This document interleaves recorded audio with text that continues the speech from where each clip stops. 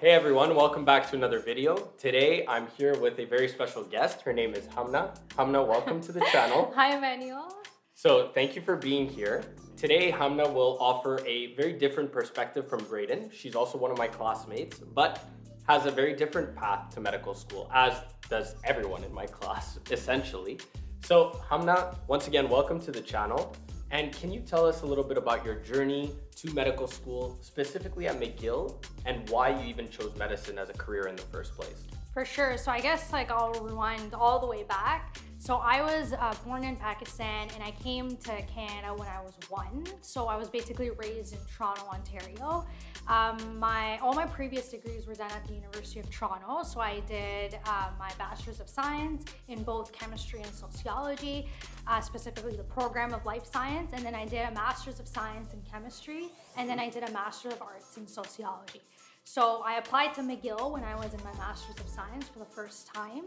As an out-of-province applicant, like you said, and I was called for an interview here personally. At that time, COVID was not a thing, but I was waitlisted post-interview, and then the second time I applied was during my MA, where then I was accepted on the first shot. So that's sort of like the pathway that I'm here. And for why medicine, so both of my parents have chronic conditions, so I've been greatly involved in their care, going to the hospital, visiting the doctors. So I saw what's the definition of a good doctor, or how doctors can improve the care that they provide to patients. Yeah. I do a lot of research, so I like evidence-based care as well. So I've always been interested in medicine, but I think through that, it sort of solidified my interest. Awesome, I think that was an excellent answer, so thank you for that. And can you tell me, Hamnah, this is a question I actually forgot to ask Braden. I'm really frustrated. What specialty are you interested in? And is this the same specialty that you were interested in when you started medical school? Yeah, so half of mine and Manuel's conversations are about this, but basically I'm interested in cardiac transplant surgery, which you might think is very specific and very long, but it is what it is. I like it, right? So essentially, I like the cardiovascular system. When we learned about it, I found it very interesting, and it was something that clicked, right? And then with the transplant part, I feel like it's the ultimate sort of form of surgical care that you can provide, and sort of it's like that lengthy, time. It's not just you go into a surgery, you do it, and you're done. It's a very long process. I like that process as well, and then finally doing the surgery as well. So I think combining both of those things would be very interesting. But for sure, the surgical path for me is the way. Yeah, and I think it's a very rewarding specialty because you're literally giving someone a second life, right? Yeah. I think that's awesome, and I wish you the best of luck, but I have no worries about Hamnah. I know she's gonna do great. She does great. She's done excellent all the way. She's an out-of-province applicant, right? So she worked really, really hard to be here, and I'm confident that you'll get what you want. Thanks. So Hamnah, tell me a little more about your extracurriculars in medical school. So and I talked about this with Braden, there's this belief that you can't have a life outside of medical school, but with Braden, with you, with me, we've all proven that theory wrong. We've all falsified the theory. So can you tell us a little bit more about what you do outside of medical school and how you're able to juggle that with medical school? Yeah, so Emmanuel knows, I do a lot outside of medical school, but the number one priority, I think, for me, and even for you, is medical school for sure. So it's not like that's secondary, no, it's our number one priority, and I really try to do well in medical school. I just don't study to pass. I make sure I understand things very well, even if it's something that I'm not interested in, because I just think it will make me a better physician. So that is the number one priority.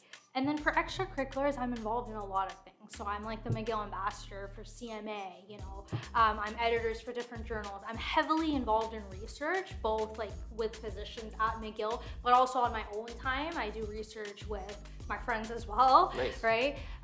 So research is a huge part of what I do outside of medical school. I'm also part of RAW, the World Restart Health Program. I play basketball. I'm also a ref at the McGill gym for basketball.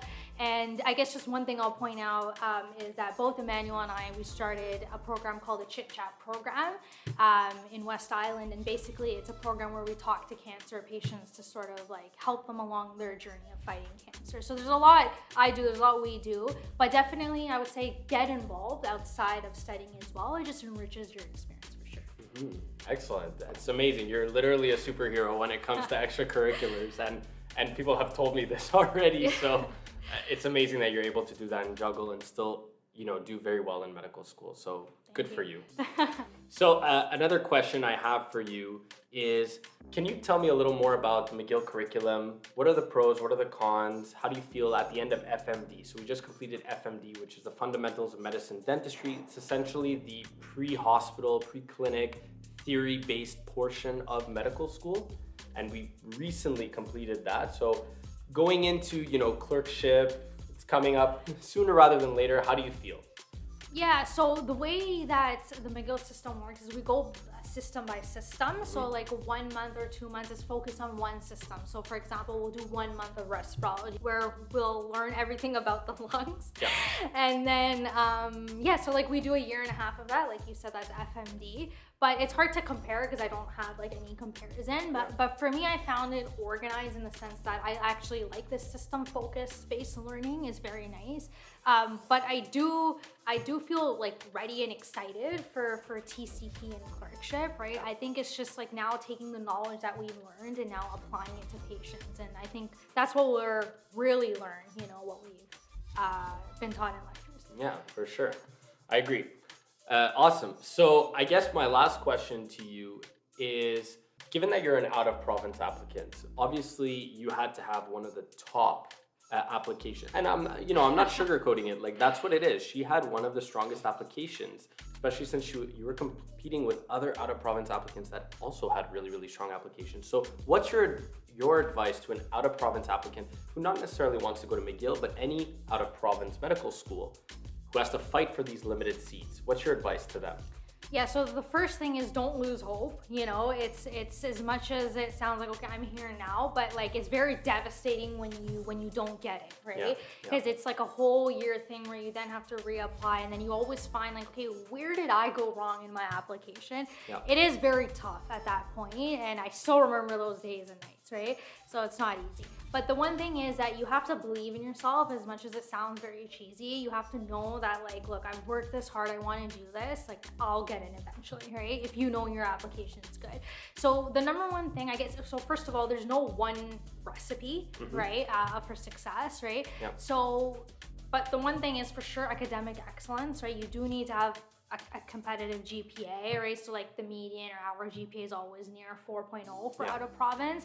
So that is one thing that you should strive is to try to do very well in your courses, right? And especially the prerequisite ones that McGill wants and other universities want. And then aside from that, you don't need to do like 50,000 different things, right? Choose like 1 or 2 big categories that you like and do very well in that. So for me, it was research was one big category. I have publications. I work with a lot of people and positions.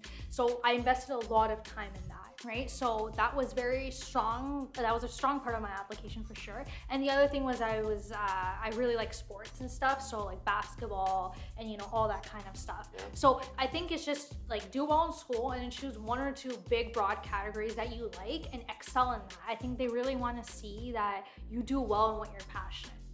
Yeah, I agree. I mean, for me, it was Greek dancing, right? Yeah. Which seems totally irrelevant to medicine. Very good at it, though. Thanks. But, it seems totally irrelevant to medicine, but that's what made me unique. That's what made me stand out in my application, my dedication to my community, right? So, excellent. Thank you so much, Hamnah. I think that concludes the video, and I think you've offered viewers a lot of, insightful information that they can use towards their application. So thank you for being on the channel and for taking the time today to share this with everyone. Always nice talking to you. Thank you, Emmanuel.